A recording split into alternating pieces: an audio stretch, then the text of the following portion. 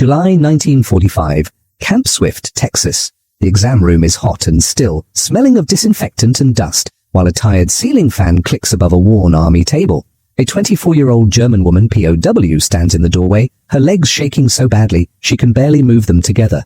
I can't close my legs, she whispers to the American doctor, who thinks he is about to see a battle wound or some secret injury. He asks her to take off her boots, and when he looks down, he does not see blood from a bullet, but bones, open sores, and the raw truth of months of slow starvation. In one of the richest food nations on earth, an enemy prisoner has arrived at the edge of death from hunger, and what this doctor does next will change how thousands of POWs are treated. This is a true story of war, collapse, and one small exam room that shaped modern medicine. Stay with me to the end, and if you want more real World War II stories like this, please like the video, subscribe, and support the channel so we can keep bringing you these powerful histories. July 1945, Camp Swift, Texas. The army exam room was small and hot. Disinfectant burned in the nose. A ceiling fan clicked above, pushing warm air in slow circles. Dusty sunlight slipped through the screen and drew pale lines on the worn linoleum floor. The door opened with a soft metal squeak. A young woman in a faded German uniform stepped in, holding on to the frame as if it were a crutch. Her name was Keith Schmidt. She was 24 years old, but she moved like someone twice her age. An American nurse from the Women's Army Corps, Lieutenant Sarah Chun, stood at her side. "This way," the nurse said gently, guiding her toward the examination table about 12 feet away. It should have been a few easy steps. Captain David Morrison watched from beside the table. He was 42, a doctor from Philadelphia, a man who had seen war wounds in North Africa and Italy. He had treated men torn by shrapnel, lungs filled with infection, bodies thin from poor rations. He thought he knew what starvation looked like. "Please walk to the table," he said, through an interpreter. Keith pushed herself forward. One step, her legs shook. Second step, her hand shot out to grab the wall. She breathed hard, as if she had climbed a hill, not crossed 2 feet of floor. It took her almost a full minute to cover those 12 feet. Morrison felt something tighten in his chest. At 24, she should have been strong. Instead, each step looked like a struggle against gravity itself. To him, it was the first sign that something was very wrong. He began with the basics. The nurse called out numbers as she wrote them down. "Height, 5 feet 6 inches, she said. "Weight, 87 pounds. 87 pounds at 5'6". A healthy woman, that height might weigh 130 to 140 pounds. Morrison did a quick calculation in his head. Her body mass index was around 14. Normal would be close to 20 or 21. She was not just thin, she was in danger. Her blood pressure was low, her pulse fast but weak. Her temperature was slightly raised. Up close, her cheeks were hollow. Her eyes looked too large for her face. "I need to examine your legs and feet," Morrison said. "Please remove your shoes and socks." Keith stared down at her boots. Her fingers trembled as she bent to untie the laces. The leather was cracked and rubbed shiny at the heels. The room was quiet except for the fan and the slow scrape of lace against eyelet. I cannot close my legs," she said in halting English, not looking up. "They shake. It hurts here." She touched the sides of her knees, then her ankles. When she pulled off the first boot, the smell hit them. Old sweat, damp cloth, and something sharper, sour, the wound scent of hidden infection. She peeled away the thick sock. Morrison looked down and for a moment lost his calm. Her calves were no more than sticks wrapped in skin. There was almost no muscle. The bones of her shin and ankle pushed forward like the edges of tools under thin cloth. The skin itself seemed almost see-through, pale and stretched tight. Her feet were worse. Each toe was sharply outlined. The tops of her feet were a web of blue veins. Several toenails were broken or discolored. Around her ankles and the sides of her feet were open sores, round and angry, some with a yellow edge, some raw and red. In places, the shoe had rubbed straight through skin onto bone. "Mein Gott," the nurse whispered before she caught herself. Later, Morrison would write in his report, "Lower limbs show extreme muscle wasting, multiple pressure ulcers on feet and ankles, some infected. Edema present at ankles, despite overall emaciation." He had seen hunger before. He had never seen it cut this deep into a young woman's body. The strangest part was the swelling. Even at 87 pounds, her ankles were puffy, holding fluid. The contrast was shocking, stick-thin legs ending in swollen joints. It was a classic sign that her body was failing, pulling apart its own tissues while still trying to hold on to water and salt. "How long have you had trouble walking?" the interpreter asked. "Since January, maybe February, yeah," Keith answered softly. "The rations became small, then very small, then almost nothing. My legs, they stopped listening to me." In his notes, Morrison later wrote, "Patient appears 60 in gait, 24 in face, Body's been living off its own muscle for months. This wasn't propaganda. It was reality, laid bare in bones, skin, and infected sores. Outside the camp, American fields were full, and US soldiers ate 3 meals a day. Inside this room, an enemy from the losing side could barely move her legs together without pain. It was a cruel paradox. In the richest food nation on earth, the prisoner in front of them was starving to death. Morrison finished his first exam in silence. He knew at once this was not a simple case of a little underweight. It was the end point of a long road of hunger that did not start in Texas. To understand how a healthy clerk from Hamburg had come to America with legs like twigs and feet full of wounds, he would have to look back across the ocean to the last, desperate months of a collapsing Reich, and to the rations that shrank day by day until there was almost nothing left. To understand Keith's thin legs in Texas, the story has to go back to Germany months earlier, and to a country that was running out of everything. In early 1944, Keith Schmidt was an ordinary young woman in a grey office, not on a battlefield. She worked as a clerk in a supply office near Hamburg. Her job was paper, lists of food, fuel, uniforms, train schedules, warehouse reports. Germany still called itself the land of order and planning. Trains ran on time, forms were stamped, rations were counted. At first, the war only brushed against her life. The air smelled of coal smoke and wet paper. The sound of typewriters and rubber stamps filled the room. Her ration card gave her bread, a little meat, some fat. It was not rich, but it was enough. Then the bombs came more often. Hamburg was hit again and again. At night, the sky glowed orange, sirens screamed, the ground shook under her feet, warehouses burned, rail lines twisted in the heat. Whole districts turned to black ruins. She remembered the taste of dust in her mouth and the grit that settled on her desk the next morning. As the destruction spread, the numbers on her forms began to change. Trains that had always arrived now did not. Warehouses that had always been full now reported almost nothing. Food that had been promised to civilian workers was sent to soldiers at the front instead. The rations became smaller, then very small. Keith later told an American interviewer. At first they cut sugar, then meat, then even bread. We were told it was temporary. It was not. By late 1944, a normal German civilian ration in many cities had dropped to around 1,200 calories a day, far below what a young adult needed to stay healthy. On paper, workers like Keith were supposed to get a bit more. In practice, the papers meant little when trains were bombed and depots empty. There was another cruel twist. Men at the front were the highest priority. Factory workers came next. People like Keith, who worked in offices and on telephones, were placed at the bottom.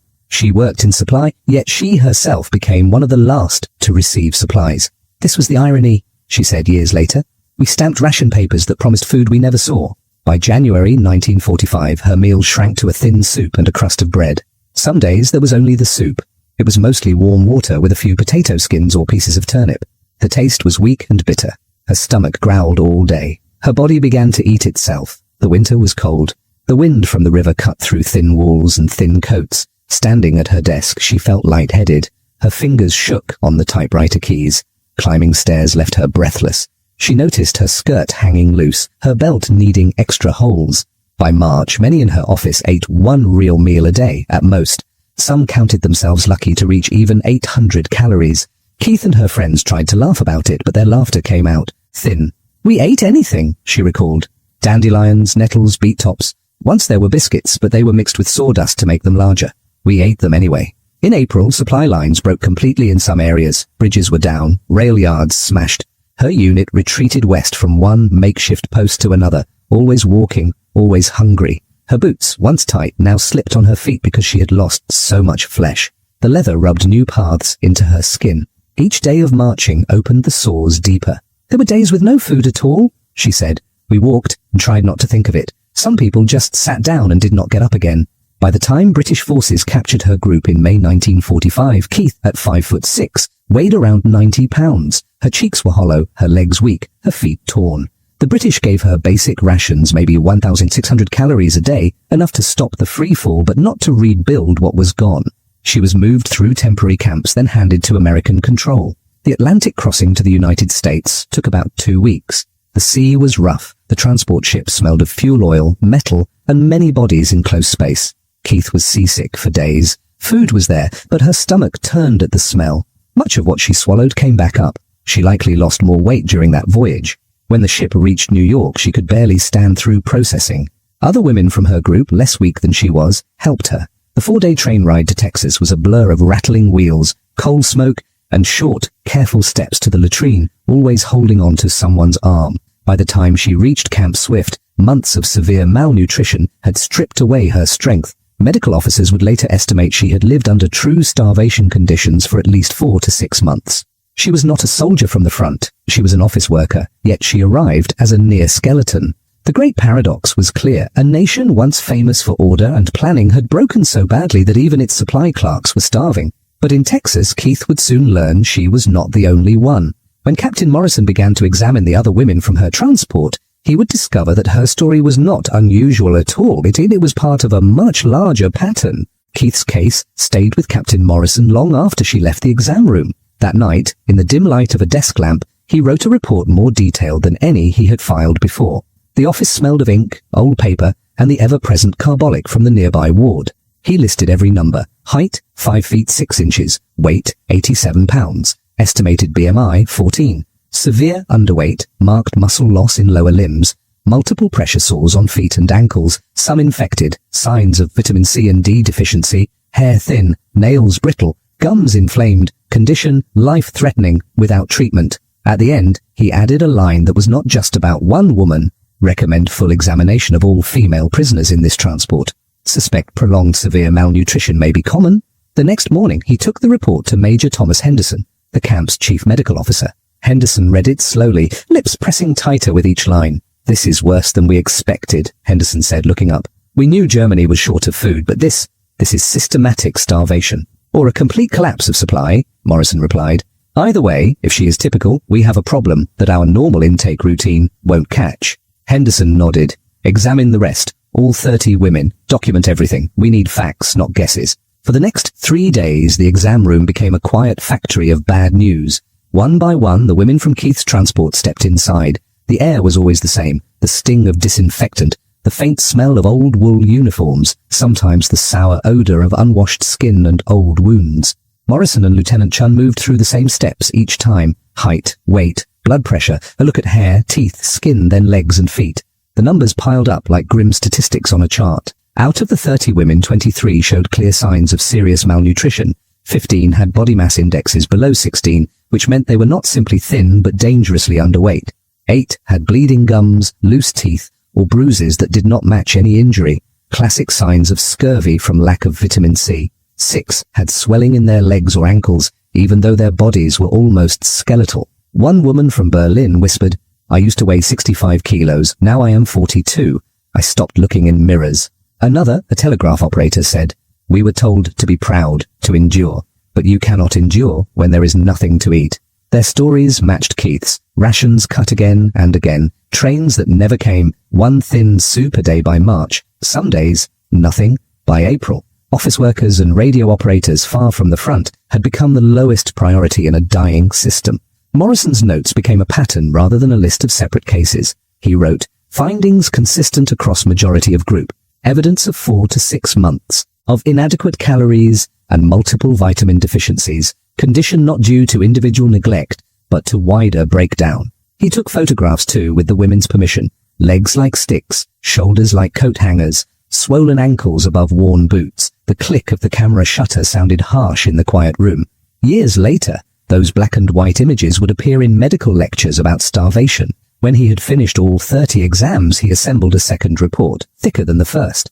It contained tables of heights and weights, summaries of symptoms, and a clear conclusion. These prisoners were not simply enemies to process. Many were medical emergencies. Major Henderson called a meeting of the camp's medical staff. The room was crowded with doctors, nurses, and corpsmen.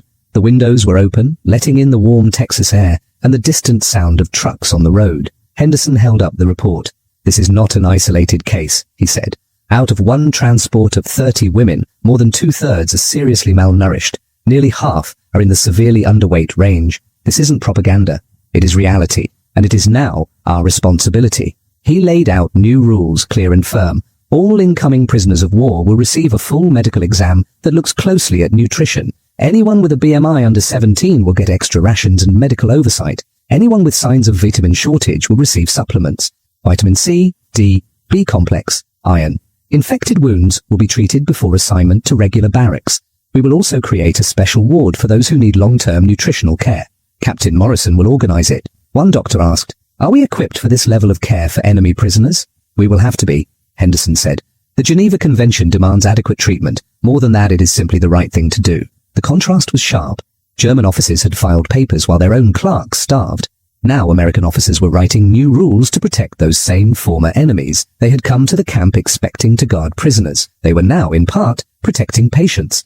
As the meeting ended, plans began for a converted barracks. 20 beds, extra nurses, new supplies of protein foods and vitamins.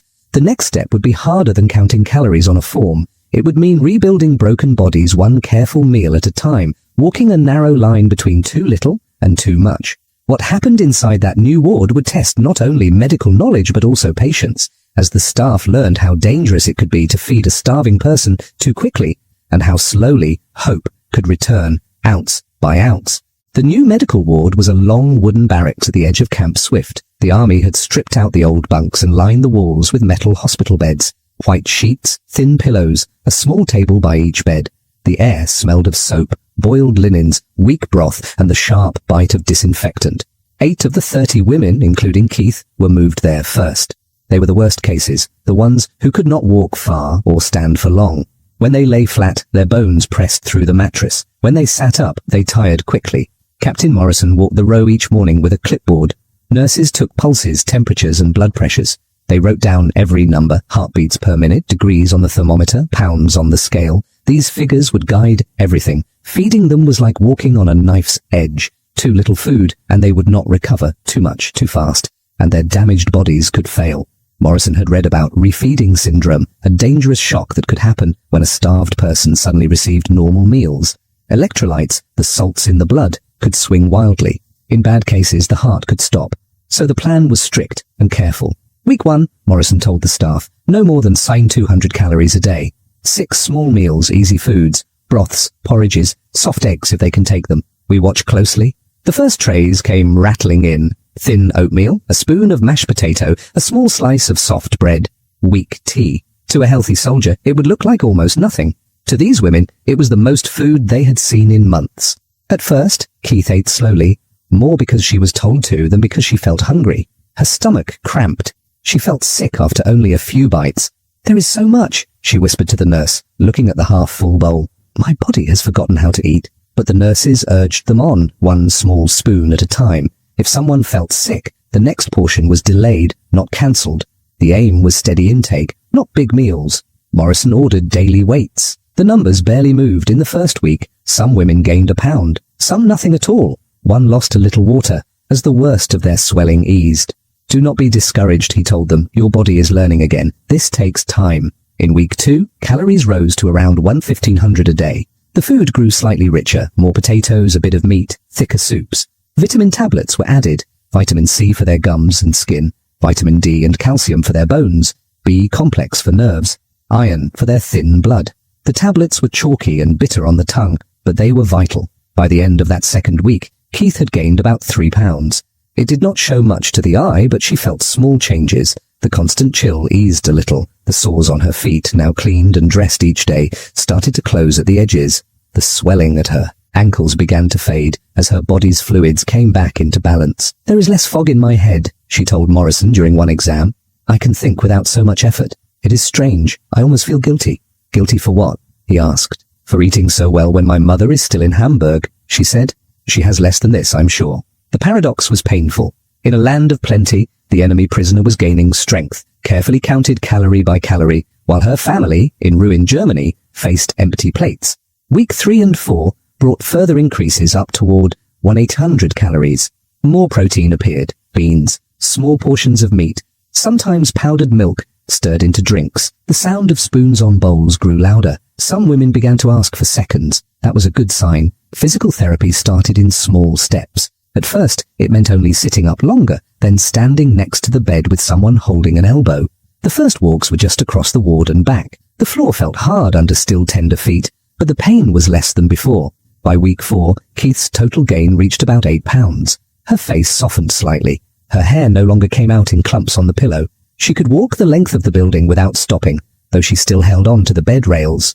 Morrison took new photos. The same legs as before, but a little fuller, the sores smaller, the skin less tight over bone. He wrote, "Patient gaining approximately 2 pounds per week." Muscle returning slowly. Wounds healing. No signs of refeeding syndrome. Emotional state improved.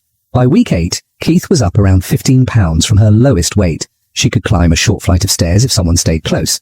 By week 12, she had gained about 22 pounds in total, bringing her to roughly 109 pounds, still thin, but out of the most dangerous zone. I thought I would die, she admitted one day, sitting in a shaft of warm sunlight by the window. Now I can imagine a future again. I did not expect that. Across the ward, others were making similar progress. The records showed a clear pattern. With careful feeding and vitamins, starved bodies could come back. This wasn't propaganda, whilst it was reality, written in rising weights and healing skin. As strength slowly returned, so did words. Morrison and Keith began to talk more during their weekly checks. She spoke of Hamburg, of propaganda, of what she had been told about Americans. Those conversations and the letters that followed would soon show another strange truth. Sometimes, an enemy camp could be safer than home. By late autumn 1945, the air at Camp Swift had cooled. Mornings were crisp, and the ward's open windows let in the smell of dry grass and distant wood smoke instead of only dust and heat. Inside, the women in the nutrition ward were different too. There was still tiredness, but there was also quiet laughter, the clink of spoons, the creak of beds as people sat up on their own. Keith could now walk across the compound without help. She weighed about 109 pounds, more than 20 pounds above her lowest point. Her legs still looked thin, but she could climb stairs slowly, carry her own tray, even help fold linens at a table by the window. Her mind, once dulled by hunger, felt sharp again. With strength came questions. One day, during an exam, she asked Morrison, "How is it that I eat better as a prisoner than I did as a free person in Germany?" He paused before answering. "Because here, supplies still move," he said simply. In 1944, the United States produced more than enough food for its own people and for its armies overseas. Our ration system limits choice but not calories. We have no true famine here. But at home, she said, we were told you were starving too, that American cities were in ruins, that your people were thin. Morrison shook his head. No, our cities were not bombed like Hamburg or Berlin. Most Americans went through the war with full plates. This is the part propaganda does not show. This wasn't propaganda. It was reality, Keith would later tell her daughter. I saw with my own eyes that the hungry enemy we were promised did not exist. As winter approached, the Red Cross told camp authorities that some prisoners would now be allowed to send letters home. 6 months had passed since Germany's surrender.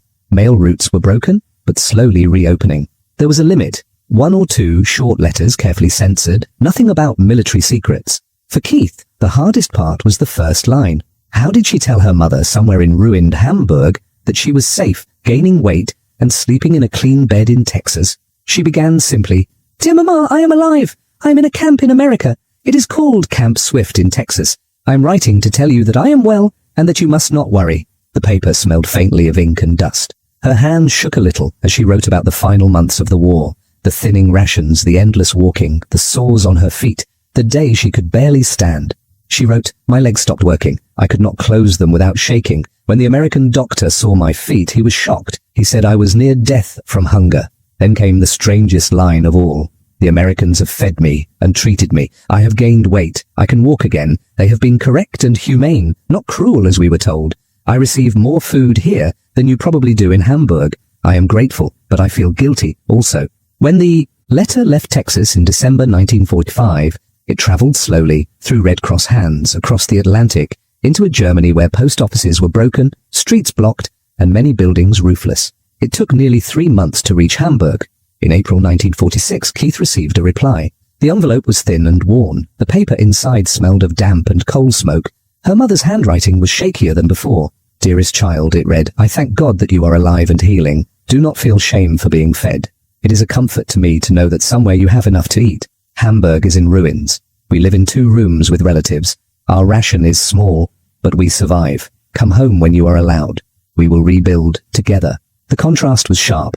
In Texas, Keith was on 3 careful meals a day, plus extra bread and milk as her weight returned to a healthy range of around 120 pounds. In Hamburg, a typical official ration could be far below 1,500 calories, and often much less in practice.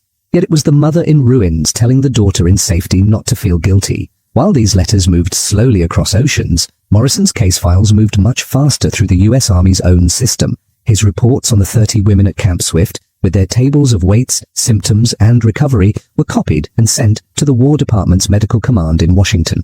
In October 1945, a senior medical officer, Colonel James Bradford, arrived at Camp Swift to see for himself. He spent 3 days reading the files, looking at the photos, talking with the patients. He walked through the ward, the smell of soap and stew in the air, past beds where women from the losing side now rested under American blankets. "This is remarkable work," he told Morrison. "You saw that this was not an isolated case. You changed intake rules and built a program. You have more than 30 full case histories with months of follow-up. This will shape how we treat prisoners everywhere." Morrison answered quietly.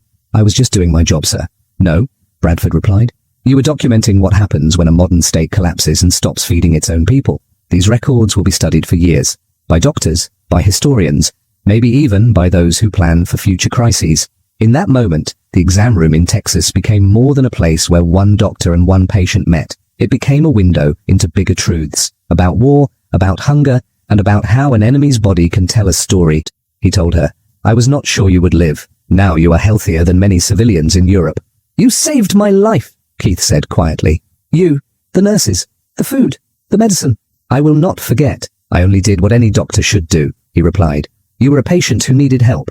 They shook hands. The room smelled of alcohol swabs and clean linen, just as it had the first day. But everything else had changed. She left the ward not as a skeleton barely able to stand, but as a young woman who could walk with her head up. Back in Hamburg, the shock was different. When Keith stepped off the train, she saw a city of broken walls and empty windows. The air carried dust, smoke, and the faint smell of burned brick that never quite went away. Streets were blocked by rubble.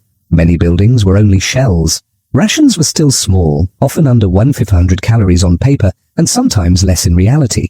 Yet she had one advantage now, a body rebuilt, some English and clerical skills. She found work with the British occupation authorities, helping to sort forms for rebuilding and rationing. The work felt strange, but important. In a letter to Morrison in 1947, she wrote, "I now help organize food cards instead of stamps for soldiers. I think often of the irony. We once believed we would rule Europe. Now we line up for cocoa powder from you."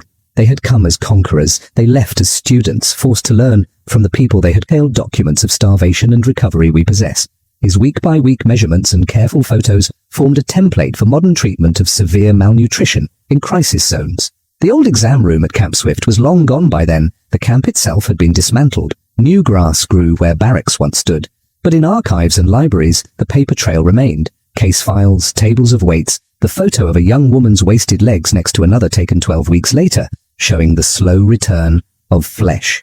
Keith died in Hamburg in 2001 at the age of 80, surrounded by children and grandchildren who had never known true hunger.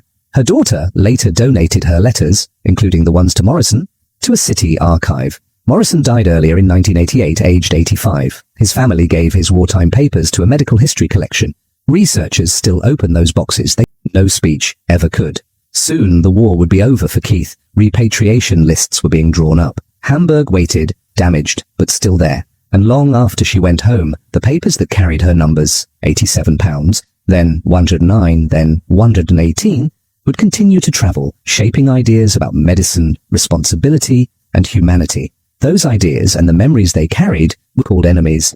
In 1950 she wrote again, "Hamburg is slowly rising from the ashes. I have married a man who was also a prisoner. He was in France. He says he too was fed better in captivity than at home. We talk often of this paradox." By 1955, another letter said, "We have a daughter now. She is healthy and well fed. When she asks about the war, I tell her about Texas, about the American doctor who treated me as a human being. I want her to know that enemies can show kindness and that this is not propaganda, as it is reality I lived."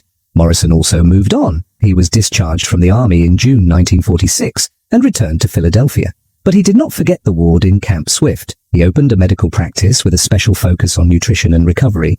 On his office shelves were thick folders from Texas, over 30 full case histories, more than 100 pages of charts, photos, and notes. In the late 1940s and early 1950s, he published several scientific papers using that data. One study detailed how carefully increasing calories from 1,200 to 1,800 a day, plus vitamins, could safely bring people back from severe malnutrition. Another warned about refeeding syndrome and set guidelines for avoiding it. These papers were soon cited again and again. Medical schools used them to teach young doctors how to treat famine survivors.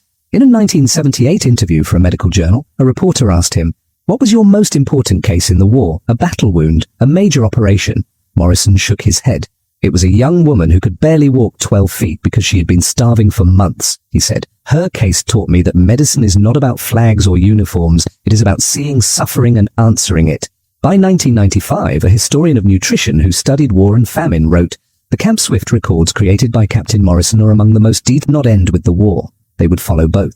Keith and Morrison into the peace and into history. In the spring of 1946, Keith's name finally appeared on a repatriation list. The war was over. Ships and trains now carried prisoners back across the Atlantic, instead of soldiers going the other way. On a warm Texas morning, the air smelling of dust and engine oil, she walked to the medical office for one last exam. Morrison looked at the numbers on her chart. Height, still 5'6". Weight now, about 118 pounds. Her BMI, once around 14, was up near the low end of normal. Her legs, once like sticks, now had shape. The scars on her feet were pale and closed. When you arrive, still see the numbers 87 and 118, the notes about sores and vitamins, the quiet proof that care can cross battle lines. Their bodies were gone, the war long over, but the lesson from that hot Texas room lived on. When a doctor chose to see a patient instead of a prisoner, he changed not only one life, but also how the world understood hunger, recovery, and responsibility. The story of Keith Schmidt and David Morrison begins with one shocking sight. Legs so thin they could barely hold a body upright in a land of overflowing storehouses. It grows into something larger, a record of how a modern nation let its own people starve and how its enemy measured, fed, and healed them. The contrast is sharp. One side preached strength but lost control of bread and trains. The other side dropped bombs yet kept its prisoners alive with careful care and calories. They had come as conquerors. They left as students, learning that power without responsibility leads to ruins and empty plates. In the end, America's greatest weapon was not its bombs but its abundance, and the choice to share it, even with those who once wore the enemy's uniform.